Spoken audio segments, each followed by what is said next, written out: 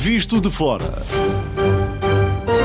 Bem-vindos a mais um Visto de Fora com Begonha Nigas e Olivier Bonamici. Esta semana o Eurostat revela que os jovens europeus saem de casa dos pais em média aos 26 anos. Os portugueses estão ligeiramente menos bem, saímos de casa aos 29 anos. Somos todos jovens neste estúdio, certo? Certo, Muitos jovens, muito boa noite. Somos mesmo muito jovens. E estamos em forma. Muito estamos bem. em forma. Ouvi dizer. Bem, mas deixem-me perguntar-vos, já que aqui o Eurostat dá esta média de idades, 26 anos, para os jovens saírem de casa, deixem-me perguntar-vos, com que idade é que vocês saíram da casa dos vossos pais? Begonha. Pois mais ou menos eu já saí antes para estudar, saí também para fazer um mestrado. Mas que se considera sair da casa dos pais? Não o mesmo é viver... ter uma vida... Não, é que isto é importante. O mesmo se viver pela tua conta...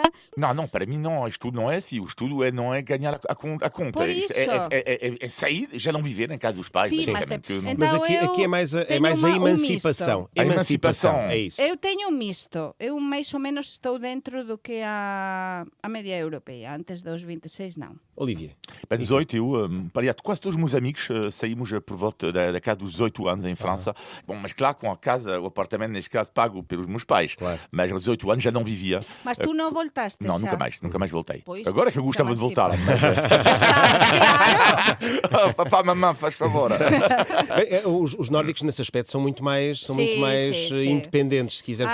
21 anos é o que indicou. Mas há mais dinheiro, não é? Também, claro. Seja mais dinheiro. E menos problemas também. E menos problemas também, porque um dos casos apontado a Portugal é a dificuldade em obter casa a custos... E a mentalidade também.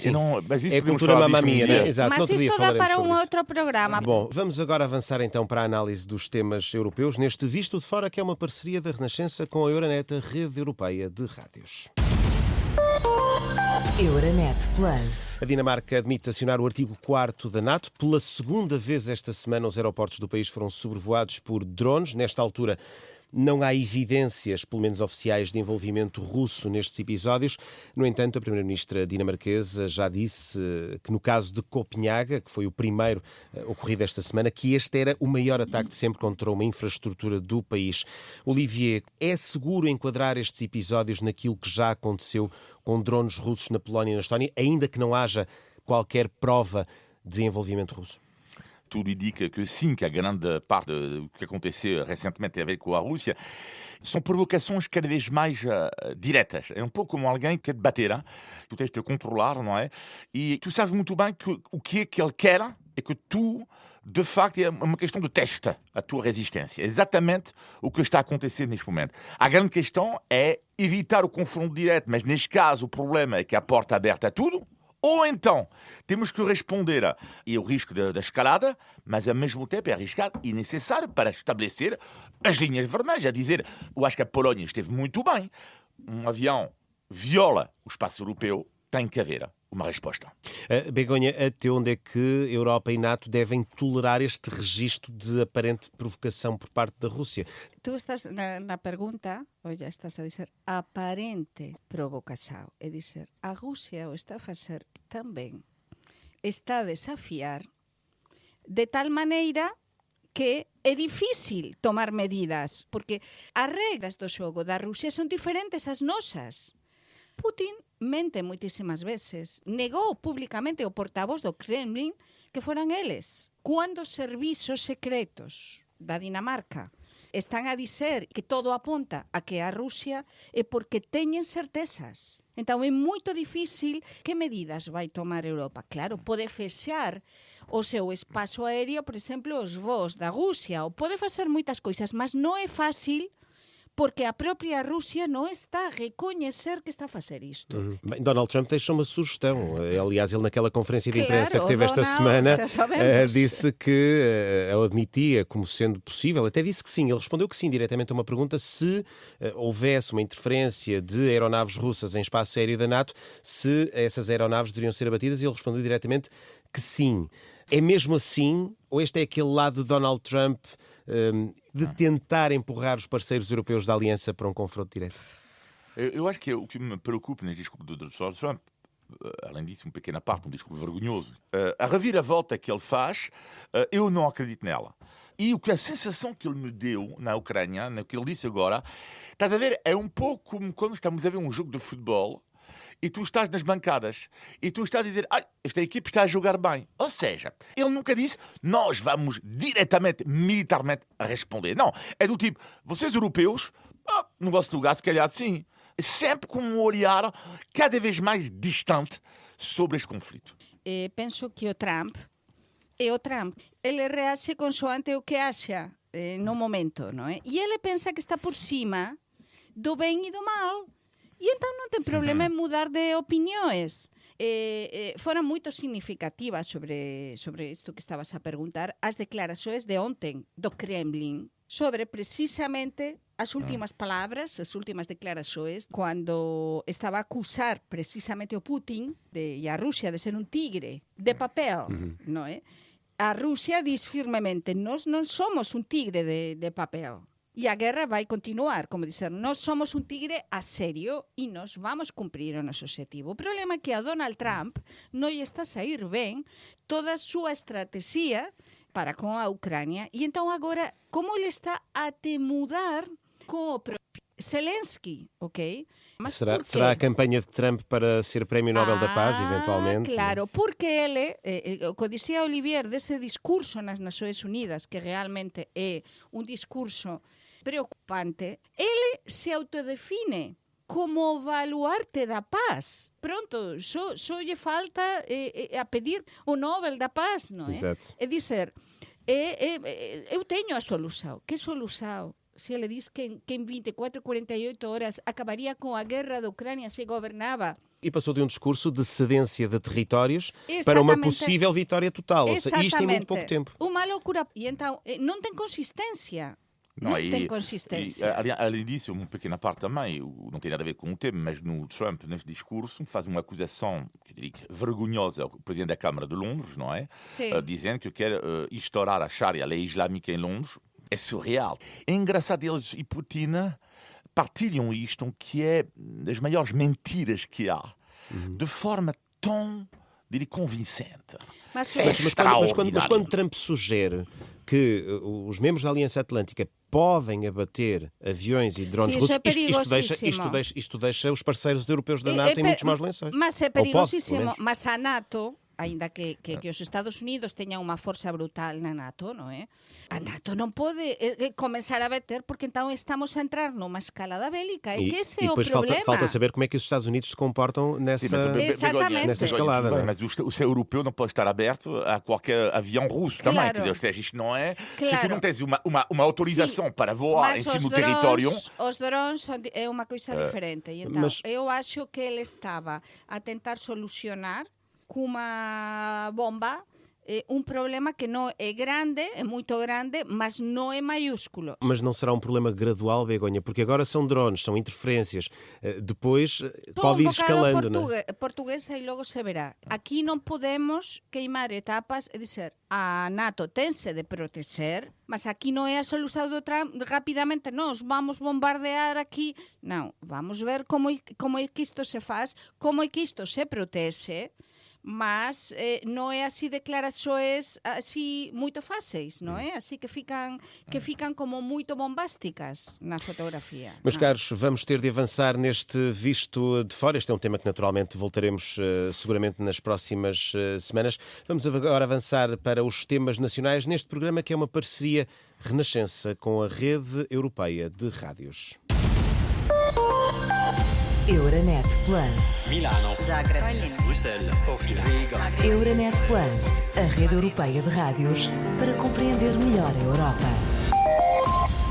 Por cá, o vício do jogo vai ser discutido esta sexta-feira no Parlamento. É uma iniciativa parlamentar do LIVRE que, entre outras medidas, propõe o fim da venda das raspadinhas nos quiosques das unidades de saúde, que são muito frequentadas por óbvias razões por pessoas idosas, que são também aquelas que apresentam um risco maior de vício deste tipo de jogo. Deixem-me começar por vos perguntar, nos vossos países, o jogo, de uma maneira geral, é reconhecido como uma forma de dependência invisível? Olivier? Sim, claramente, ou seja, não vejo muita diferença, ou seja, a mesma taxa de porcentagem, fui ver esta manhã, é mais ou menos, um pouco menos grave em França, mas é um problema igual.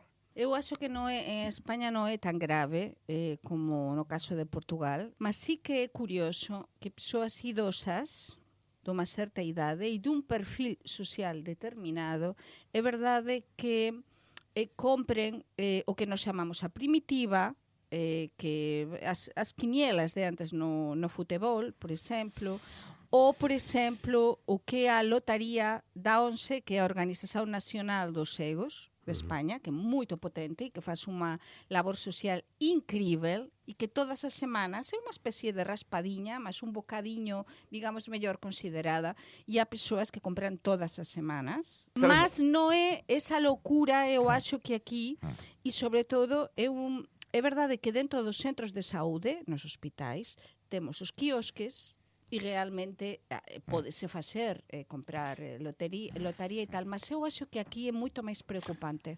O que no caso em Espanha e em Portugal, que me faz muita confusão, mas vamos falar só do caso português agora, que sejam instituições que apoiam claramente as pessoas mais carenciadas, mas ao mesmo tempo favorecem o jogo das pessoas mais carenciadas. Isto é o paradoxo destas duas instituições. Mas en España non é tanto as persoas carenciadas. Por exemplo, isto da ONCE é unha labor social incrível, porque os propios cegos en España, eu gostaba que en Portugal acontecese así, teñen unhas oportunidades de formação, que é unha coisa super regulada, prestigiada e que... Tal como os jogos sociais aqui em Portugal. Queria falar sobre a Santa Casa aqui, que é o paradoxo. Eu mantenho a minha, conheço um pouco o caso também da ONU, eu mantenho a minha, me faz-me confusão, que a ONU, em Espanha, Santa Casa e Portugal, faz-me confusão que ao mesmo tempo ajudam e favorecem o jogo, favorecem. E a Santa Casa, agora voltando só cá aos portugueses, eles dizem, sem receitas do jogo, nós não conseguimos ajudar. É verdade. Só que a questão é que eles ajudam as mesmas pessoas que favorecem para jogar. Non podemos meter todo no mesmo saco. Eu coñezo algo a labor da ONCE, sinceramente. A ONCE não favorece o jogo. Mas a labor social é tão boa de proteção, de formação, de apoio. Eu não disse isto, eu disse que é um paradoxo. Para mim, a partir do momento em que tu vais ajudar as pessoas e ao mesmo tempo tu vais promover o jogo, há a mim uma questão aqui. E voltando a caso... Mas é diferente ao caso da raspadinha, porque aí o perfil, as pessoas que compram, por exemplo... São carenciadas. São mais carenciadas. Em Portugal são carenciadas. Em Portugal, então, sim. em Espanha vais dizer que são pessoas mais ricas que as compram as raspadinhas. Não, mas não são raspadinhas. É como uma lotaria, mas há um perfil muito variado de jogadores. Se calhar na quiniela é um perfil mais baixo. Deixem-me fazer-vos uma pergunta, até porque há sempre a possibilidade de intervenção, num certo sentido mais regulatório. O Estado pode intervir, deve intervir para proteger os cidadãos destes vícios? Ou estamos aqui naquele confronto entre a liberdade individual de cada um e um certo paternalismo? Eu acho que tem que intervir o Estado. E, aliás, os países onde o Estado dá as regras do jogo.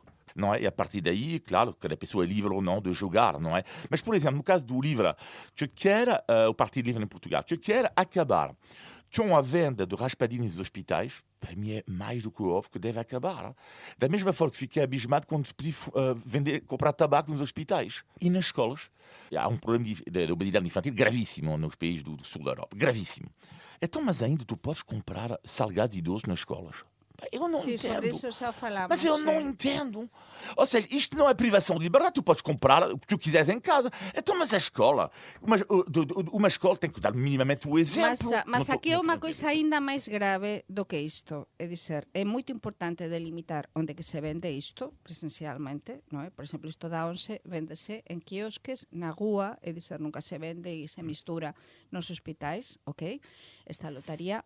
E são pessoas cegas que están a ter un salario, un ordenado, están a descontar na segurança social, portanto, condições moito boas de vida. Mas, para mí, o máis preocupante como mãe é todo o que ten a ver con as apostas online. Porque as apostas online sí que é moito máis difícil fiscalizar iso. Sí. Porque as apostas online, tanto sexan nas televisores, nas redes sociais que aparecen continuamente, cando nos entramos en cualquier buscador, a procura de cualquier coisa, aparecen. É dizer, está lá. para perfis máis vulneráveis ou até para crianças e xovens, isto é super preocupante. Isto sí que acho que o Estado, o país, cualquier país noso da Unión Europea, neste caso Portugal, debe facer algo, porque isto está descontrolado. É igual que a compra pela internet. Os nosos fillos pertencen a unha xeración na que están habituados a comprar pela internet. Okay? E este tipo de apostas online ainda é máis preocupante, porque é un vicio, é un xogo, e depois ficas preso daquilo. Aliás, há muitos países, a Espanha é um deles, a Inglaterra no próximo ano, que já proíbe no futebol ter como patrocinador principal uma casa de apostas. Uma casa de apostas. Sim. Agora, o Rui Tavares, esta proposta do livro que achei super interessante, agora, no entanto, diz uma coisa com a qual não concordo em nada. Ele diz não é o futebol que depende do jogo online, mas o contrário. Não. Ou seja, o futebol é dependente do jogo online. E, aliás, vou mais longe. Isto é o problema das vezes dos países como Portugal, que é ao contrário de uma Noruega ou uma Finlândia. É que em Portugal, como sabemos, há cada vez menos patrocinadores. Há cada vez menos dinheiro para as empresas, para, sei lá, patrocinar um evento, um clube de futebol. Só que as casas de aposta têm dinheiro. Sim. E aparecem na frente das camisolas. Exatamente. Aparecem, não, mas não só. Vê-se no YouTube. Ou seja, depois uma empresa vai dizer, espera aí, eu aceito o recuso que uma casa de aposta vai me dar X para vender isto. Isto é complicado. E é por isso que isto tem que ser absolutamente regular para proteger, neste caso, os mais jovens. Porque enquanto as raspadinhas, o mercado é mais para os mais velhos, enquanto o jogo online é mais para os jovens. E a continuar a falar do xogo online, para mí este dado é brutal. Portugueses apostaran 56 millóns por día en xogo online en 2024. Okay? Estamos a falar destes dados que foi o buscador, o explicador da Renascença, que publicou en marzo deste ano. É dizer, temos de ver o que vai acontecer os dados de 2025. Mas imagino que a comezos de 2026 teremos uns dados ainda mais preocupantes. Mas há também aqui um dado que parece ser uma boa notícia, que o número de jogadores declaradamente viciados que se auto-excluíram também aumentou e atingiu um valor recorde. Ou seja, também há aqui uma certa consciência das próprias pessoas que atingiram o seu limite e que não podem ultrapassá-lo. Sim, oxalá. Mas pensem uma coisa, em 2024, de uma população de mais de 10 milhões de habitantes, mais de 4 milhões e meio de portugueses eram, nessa altura, jogadores online registrados. Sim, mas não é grave. Ou seja, grave não é. Ou seja, o jogar de vez em quando não faz mal a ninguém, não é? Mas seja, é uma população, sim, mas estamos a falar de quase 50%. Sim, mas não, para mim não é grave. Olha, é um dado jornalisticamente interessante. Não é interessante. Não estou a dizer que não é interessante. Estou a dizer que não é grave para mim. Não é grave a questão de jogar. É como se dizer, para 4 milhões de pessoas de Portugal bebem um copo de vez em quando. Mas qual é o problema? A questão aqui é depois, seria interessante, eu não encontrei o número que seria importante, que é a questão da patologia. Porque uma coisa é jogá-la, mas tu podes jogá-la sem ficar doente, viciado do jogo, não é? E saber a idade. E não há neste momento, infelizmente, é isso, por exemplo, que seria importante, haver dados extremamente detalhados sobre quem é viciado, realmente sobre Meus caros, vamos ter de avançar neste nosso visto de fora e agora vamos, já caminhamos para o fim, vamos testar agora os vossos conhecimentos dos termos tradicionais portugueses em mais um índice de tugalidade. Índice de tugalidade. Bem, vamos entrar então nesta fase de maior descompressão deste nosso programa. Uma pergunta, vocês estão familiarizados com o gentílico, o nome da naturalidade das cidades portuguesas? Por exemplo, em Lisboa são lisboetas, não é? Sim. Então deixem-me... Exatamente. Os gentílicos, exatamente. Deixem-me perguntar-vos, um egitaniense é natural de que cidade portuguesa? Egitaniense. Egitaniense. Ai, meu Deus, isto é difícil. Egitaniense. Aí deve ser não sei, Santarém. Não, mas embora Santarém tenha também um gentílico pouco óbvio. Santarém é o scalabitano. Exatamente, sim. Scalabitano. O egitaniense é natural da Guarda. Olha, eu natural não da sabia Guarda. e tenho estado na Guarda Egitânia. várias vezes e eu não sabia. É muito Este nome deriva de Egitânia, ou Egitânia, em latim. É o nome romano da cidade que existia na região da atual Guarda, da cidade da Guarda. Olha. Há aqui um que é mais óbvio, que o guardense também é válido e pode ser guardense, utilizado informalmente, mas egitaniense é a forma, eu diria, erudita, tradicional, Tradicional. e que de resto é até utilizada em contextos oficiais, académicos ou literários. Portanto, ficam a saber que Olha, boa. é um muito Eu tinha contributo. ouvido sobre Guarda, por exemplo, a cidade máis alta de Portugal. Sim. Utilízase moito nas crónicas, a cidade máis Exatamente. alta de Portugal. Forte, Guardense. fria e farta. Fria, exatamente. Forte, fria e farta. É a cidade dos 3 Fs. Muito bem, é o índice de Tugalé. Empataram. Portanto, para a semana, para a semana vamos a Zero. prolongamento e Empatamos a penalti. zero. Vamos Empatamos a a prolongamento zero. na próxima semana. Unidade. Índice de Tugalidade. Meus caros, vamos ao positivo e negativo da vossa semana. Begonha, comece por ti. Qual é o teu negativo? Pois olha, podem observar o que eu vou explicar. E é unha coisa que eu non gosto nada. É dizer, depois do verão, as persoas, claro, queremos voltar a estar en forma, nos cuidar, voltamos ao xinasio, todo isto. E as persoas cuidan a súa alimentación. Moito ben, perfeito, eu tamén faço. Mas unha coisa que eu non me aguanto é dizer, pareceme que non é bon e que acho que teño de criticar isto é que, está ben, cuidámonos, mas agora é todo plástico, é dizer, pasamos, antes da pandemia, os plásticos era o pior, e claro que é o pior para os océanos, non é? É o pior, non é? Era o combate aos plásticos, mas agora vexan. E era todo encartado e parecía moito ben para ser ecolóxicos, mas agora cando alguén está a beber e a comprar un sumiño destes ou un batido, destes así de frutos ou con proteínas en cualquier local, é todo eses copiños plásticos, non é? Copiños plásticos. Ves así de cores verdes, non? Eses zumos verdes, así todos proteicos. Ou, por exemplo, saladas de fruta, ou comida desta, é todo en plástico. É dizer, somos ecolóxicos por un lado na nosa alimentación, nos produtos, mas non somos ecolóxicos no que ten a ver co o envoltorio, con o que no que van estes produtos. Por tanto, atenção aos plásticos, porque estamos a voltar aos plásticos. Se nos cuidamos, temos de ser tamén ter ese cuidado com os plásticos também na nossa alimentação. Não é verdade, Donald Trump. Então... Como que não é verdade? Donald Trump diz que não é verdade, portanto mas é muito verdade isto é uma mesmo. tanga. Mas Donald Trump olha para o que que é estou a anedótico dizer. isso, que é Nas anedótico. cidades é todo plástico, até para beber água, as persoas agora, os recipientes, tudo, todas as garrafas, tudo, a maior parte delas son plásticas, ou teñen... E então, por favor, voltamos outra vez aos plásticos, ok? Olivier, o teu negativo. O negativo aconteceu 2 vezes esta semana dois restaurantes diferentes. Tem 2 peças à conta e na papel 2 números diferentes. Portanto, vou dar um exemplo, 101 e outro 121. É a segunda vez que me acontece, que é com IVA ou sem IVA. Ou sem É o meu IVA. negativo da semana, que eu acho uma vergonha esta prática, que infelizmente ninguém denuncia porque não dá votos.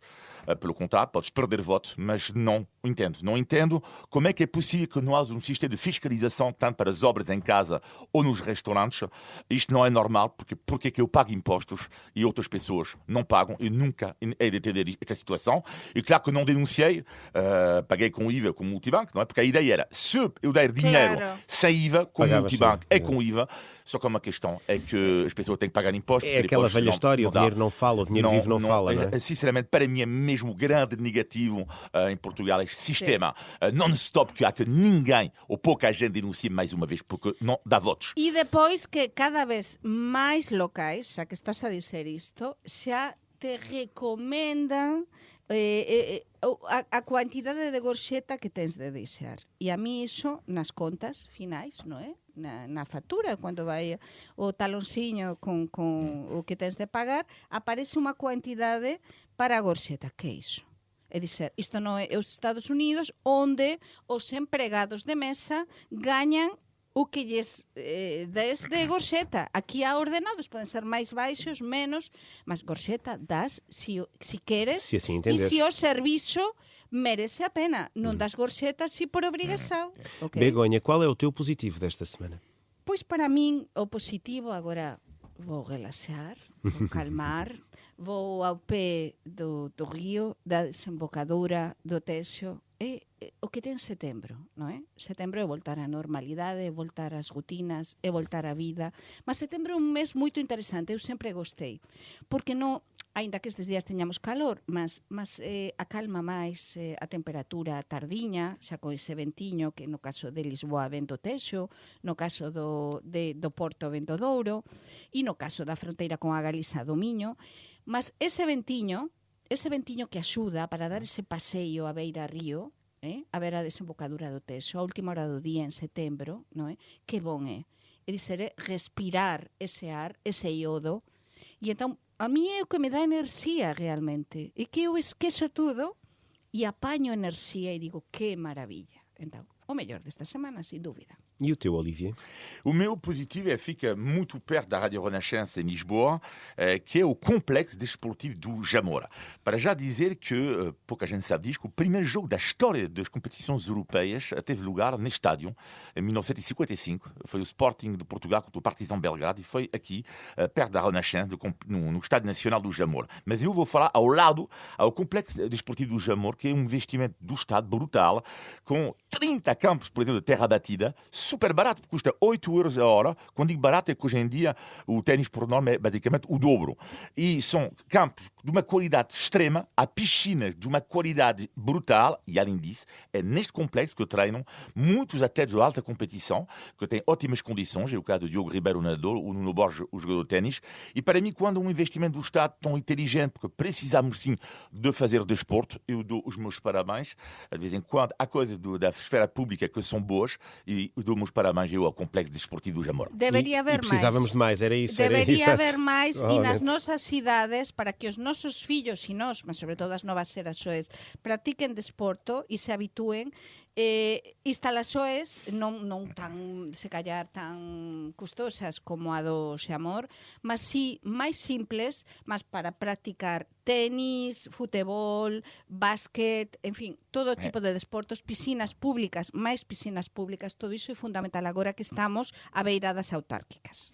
Muito bem, meus caros, fechamos este Visto de Fora com Begonha Inigas, Olivier Bonamici, parceria Renascença Euronet, que regressa na próxima semana. Visto de Fora.